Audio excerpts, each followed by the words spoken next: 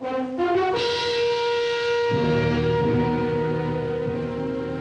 name is Konrad Styner. I'm a doctor of medicine. Tonight's story has the title, Red Christmas. Guardian of birth, healer of the sick, comforter of the aged.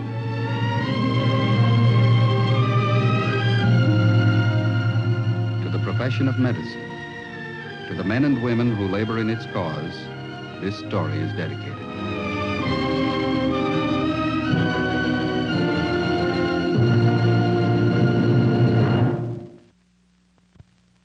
Our presentation tonight, the field of surgery. More specifically, the field of neurosurgery. The object in point, a piece of red paper. The case in point, Frances Monahan. Her story concerns a threat to human life about which a medical doctor can do little or nothing. He can only prepare for it and then do his best to repair the damage inflicted.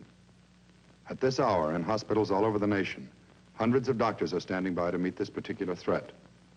They know it's coming, but there's little they can do to stop it. This is the story of one of those doctors.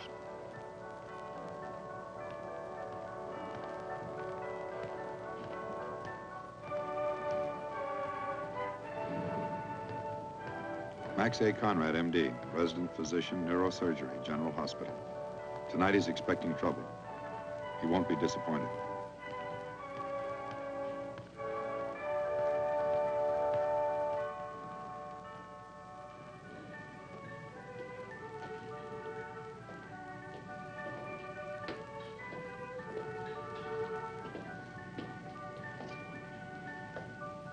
Wake up, Rosie. Daddy's home. From where? Dinner. What's the calorie clinic serving tonight? I had the vegetable plate. Poached egg was very tasty. Your imagination is running riot. There is no such thing as a tasty poached egg. Doctor. How about the boy? Did you get the x-rays on him yet? Mm-hmm. Checked them all over. No fractures of the rib cage. A few contusions, that's all. We sutured the scalp laceration. You okay for discharge? Ready to go. Signed out. Doctor.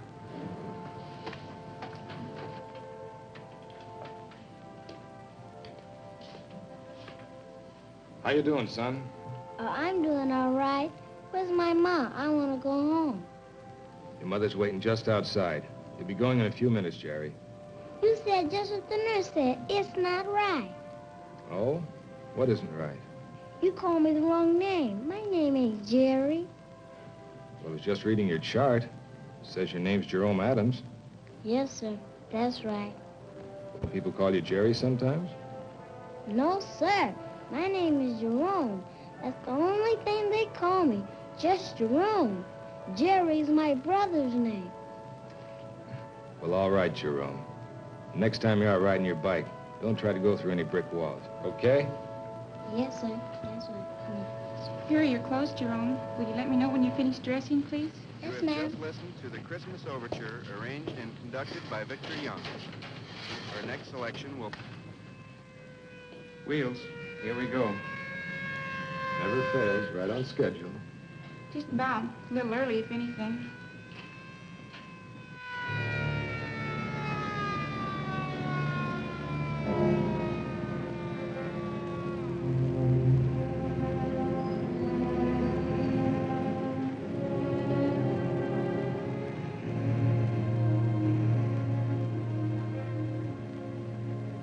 What do you know? Brand new ambulance. Yeah, how'd they ever guess? They're just what I wanted for Christmas.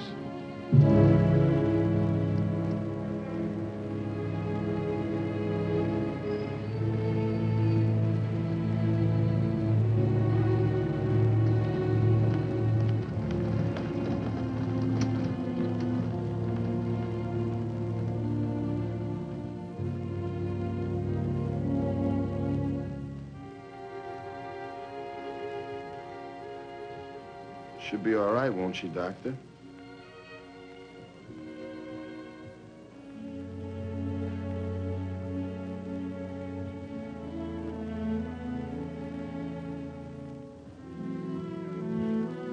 Take her on up to 5900, please. Mm-hmm.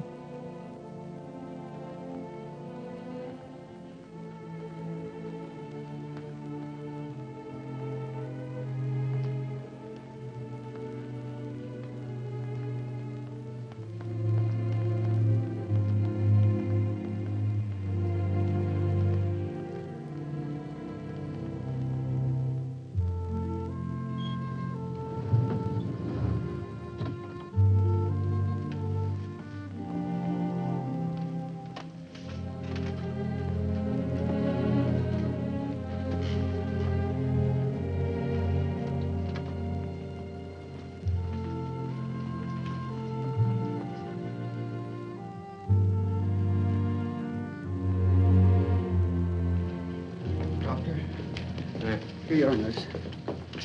What happened? Auto versus auto.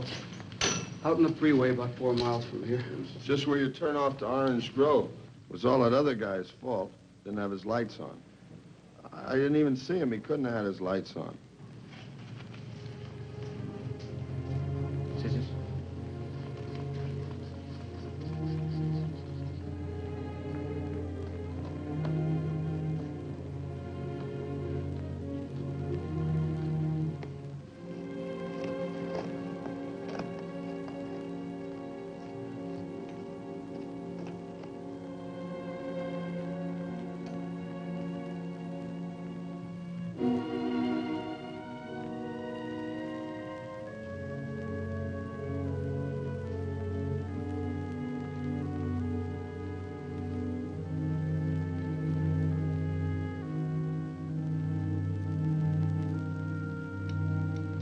Found shock.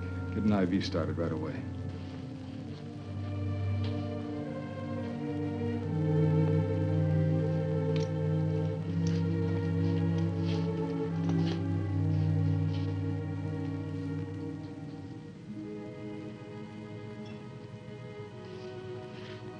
It was the windshield.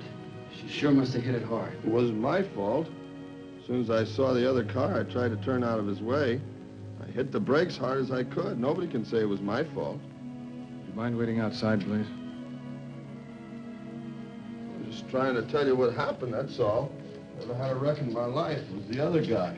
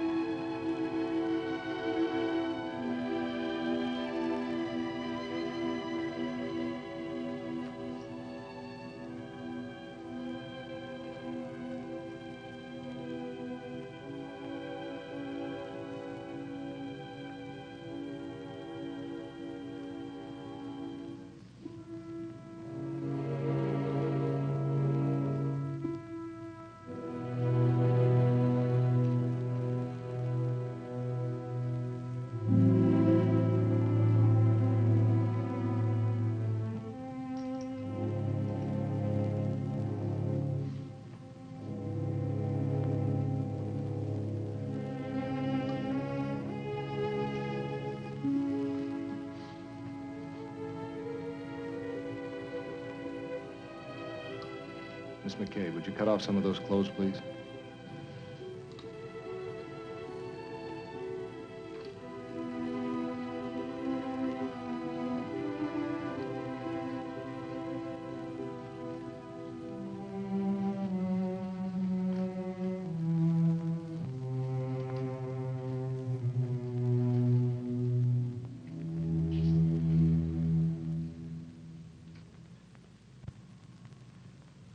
Get a unit of plasma ready.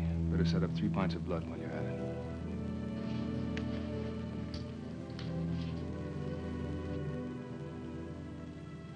HBD.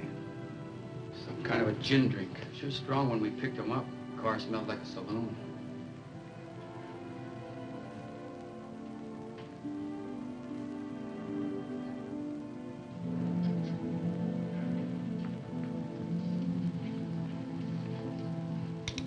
What's your impression? Face is pretty bad. Leg doesn't help much either. Better get on an x-ray stretcher. Go to work on that blood pressure. Give us a hand, will you, fellas?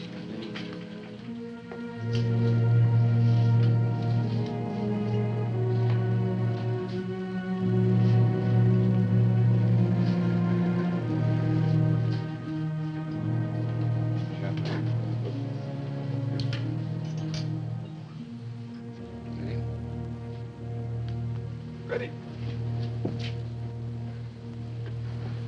Thanks.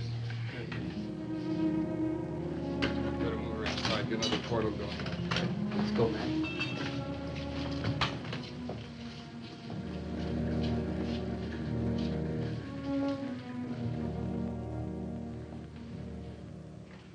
How long before that blood's ready?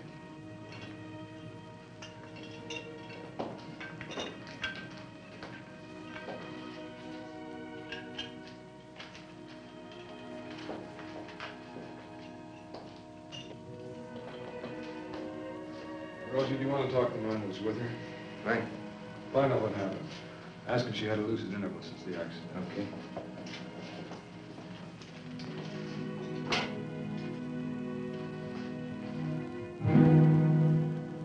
It's too bad. She's such a pretty girl. How can you tell? Could you call downstairs and see if we can get the portable x-ray unit up here? She's in no condition to be moved. Yes, Dr. Conrad. Tell them we need a skull series, chest film, AP, and light out of the lower leg. Would you get in touch with the attending physician and call for Ward 5000? All right. I think it's Dr. Wilson. All right. Now, at any time since then, did she have a lucid interval? Did she regain consciousness? No. You're sure of that? You were with her all the time. She didn't talk, she didn't move. She remained unconscious? That's right, I'm sure of it. How much you have to drink? Can you tell me that? I don't know.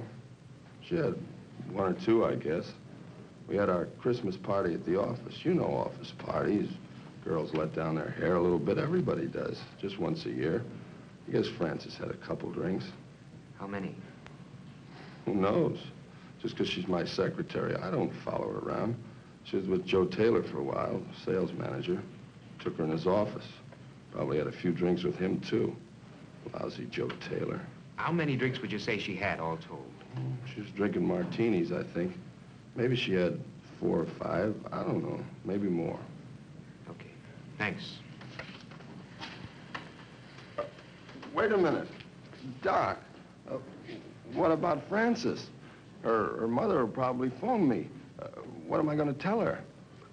Guess you better tell her the truth. But, Doc, what about my wife? It's Christmas Eve. Should have been home hours ago. What am I going to tell her when I get home? I don't know, but you better wipe off the lipstick before you get there. Hey, wait a minute, Doc. It's not what you think. Just a regular office party, that's all. You know, have a few drinks, fool around a little. Christmas party at the office. It's an old custom. That's right. Sure. Some music, dance a little bit, have some drinks, then we all jump in our cars and we all go home for Christmas Eve. All of you? Oh, now, wait a minute. You don't think that accident was my fault, do you? It wasn't. They can't say it was. You believe me, don't you?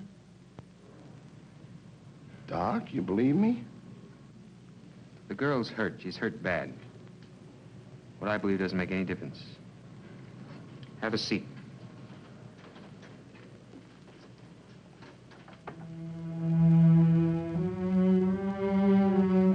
No lucid interval since the accident. He seemed pretty sure of it. She have much liquor? About half a dozen martinis. Better take the pressure.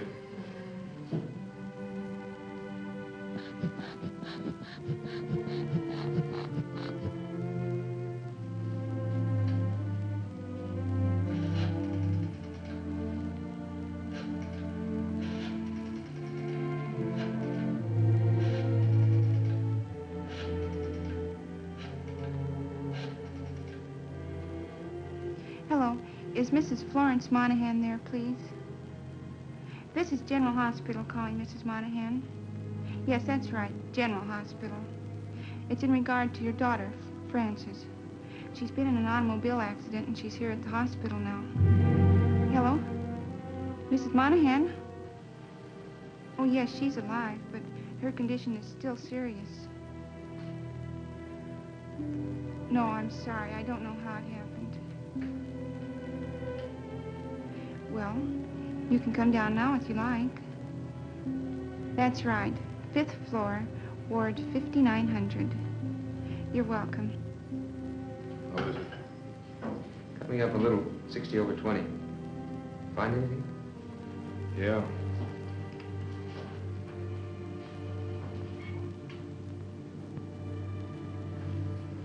It's not much of a Christmas present, is it? Tough break. How about the X-ray equipment? It's on the way. Good evening, Doctor. Sorry to bother you Christmas Eve and all. No bother. Is this the patient? Yeah. Your condition's pretty much the same as when I talked to you on the phone. Mm-hmm. No doubt in my mind. Loss of vitreous bilaterally. The laceration should be sutured tonight. We can do the enucleation at the same time. All right. Thank you. Sorry to trouble you, but we wanted to make sure. We'll set it up as soon as possible and let you know. Right.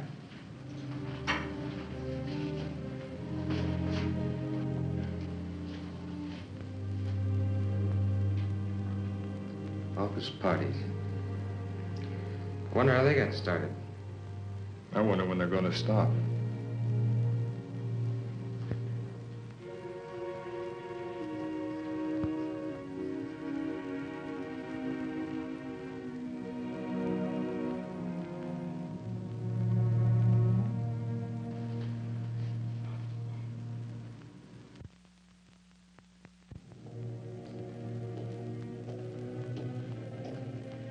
Well, how's she doing?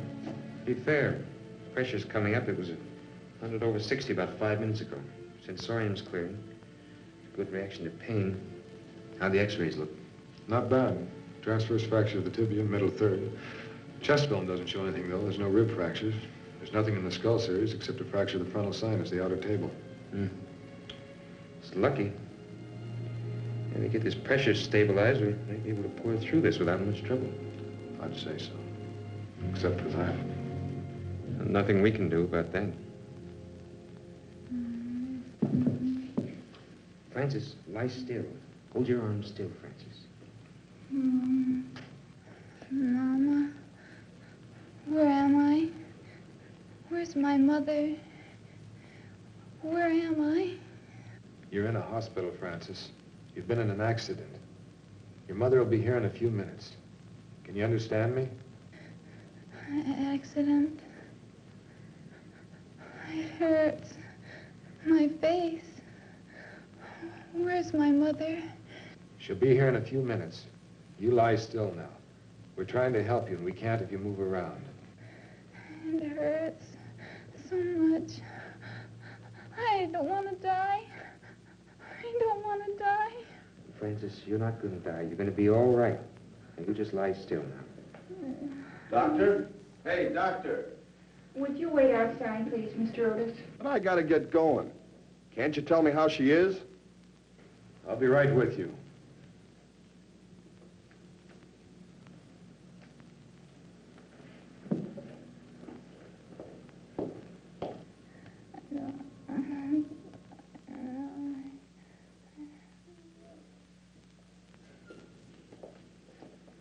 Well, what about it, Doc? Can't stay here all night. How long are you going to keep me waiting? No one asked you to wait around. You can leave any time you like. Well, I want to be decent about it, that's all. Find out how she is. That's if anybody around here knows. She has some serious injuries, but she seems to be past the critical stage. That's all I can tell you.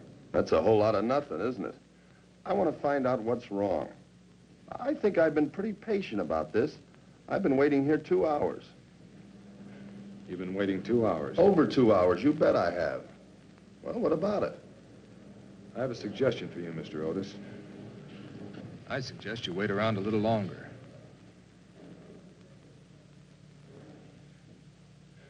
Wait until the girl's mother gets here. You can listen while I explain the condition her daughter's in. Maybe you'd like to do the explaining yourself. That's your job, not mine. That's right. It's my job. But you might learn something from it. You can hear the kind of questions they ask. You can see the heartbreak and misery in their faces when we give them the answers. Believe me, it'd be a lot easier to lie. Tell them a lot of nice, pleasant lies. But you can't. You have to tell them the truth. It's tough, mister. If I could only tell you, it's the toughest thing I've ever done. And it won't be any easier with the girl. Because when the shock clears up, when she begins to realize what's happened, she's going to ask questions. I'd like to have you there, Mr. Otis. I'd like very much to have you there. Because you know what her first question's going to be? You know what she's going to ask? Why is it dark? What do you mean? You said she'd be all right. I said she's out of the critical stage. There's not much doubt that she'll recover. Well, then what are you getting at? Why would she ask if it's dark? Because it is dark, Mr. Otis. She's blind. Both eyes completely macerated. She'll be blind for the rest of her life. What about it, Mr. Otis? Would you like to wait around a while?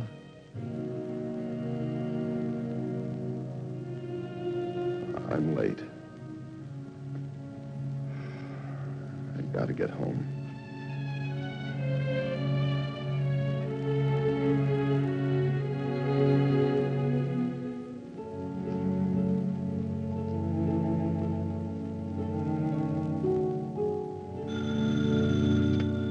Ward 5900, Miss McCabe.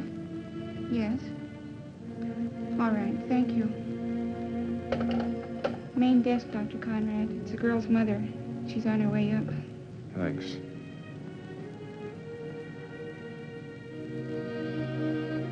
So begins the annual observance of the birth date of Jesus Christ. The Christmas party at the office. And a young secretary, 22 years old, blonde, and until lately beautiful. The first victim is claimed. The long parade is underway. An expensive parade. Its price, countless millions of dollars. Cars destroyed, property demolished, medical expenses, attorney's fees.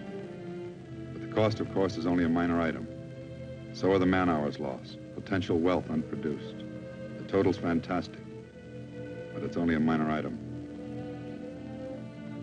Likewise, the time and effort of doctors, nurses, and technicians, who instead of joining the war on disease and contagion must labor to correct the harm which man inflicts on himself.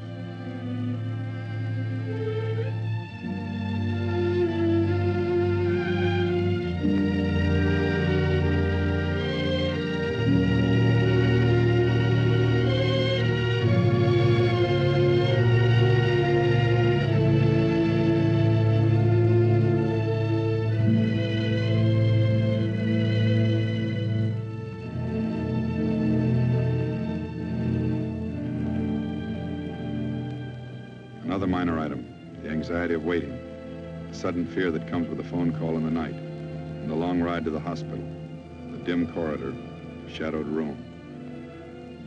All these and more, only minor items, compared to this. A human life, the first consideration, the most important. Erase the age, the sex, or the color, and it could be the life of any one of us. In this case, Frances Louise Monahan, a human life in jeopardy, placed there not by the casual mistake of a few, but by the calculated negligence of many. So the annual parade begins, to the hospital, perhaps beyond.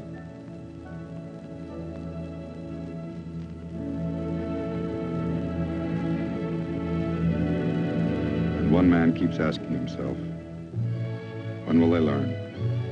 When will they ever learn?